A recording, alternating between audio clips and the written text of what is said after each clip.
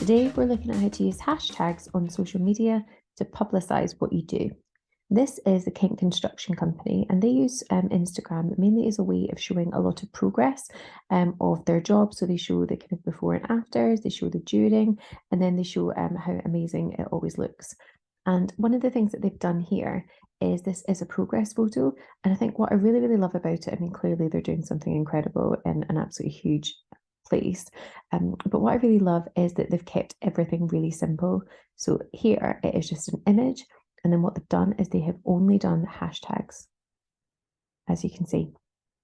So this actually got a fair amount of engagement in comparison to some of their other posts.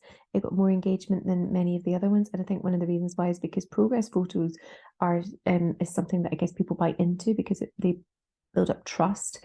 But I guess what they've done here is they've used hashtags like progress photo, which is obviously more generic, but they've done swimming pool. Obviously, they're building a swimming pool. They've done the kind of stone, and they've done architecture, extension, new build.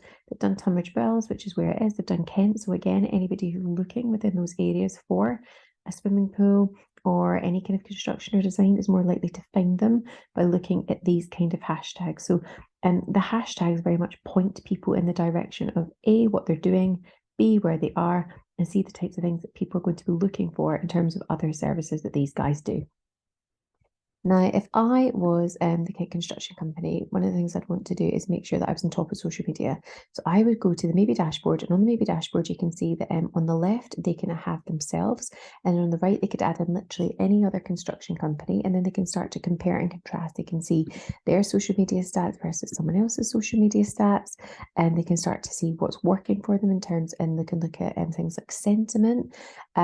But some of the amazing other things that they can do on the dashboard are that they can actually start to build up content.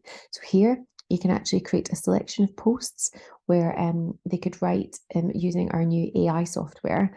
And it could be something as simple as I want to write a post about building swimming pools, and our new AI technology will actually help write it for them.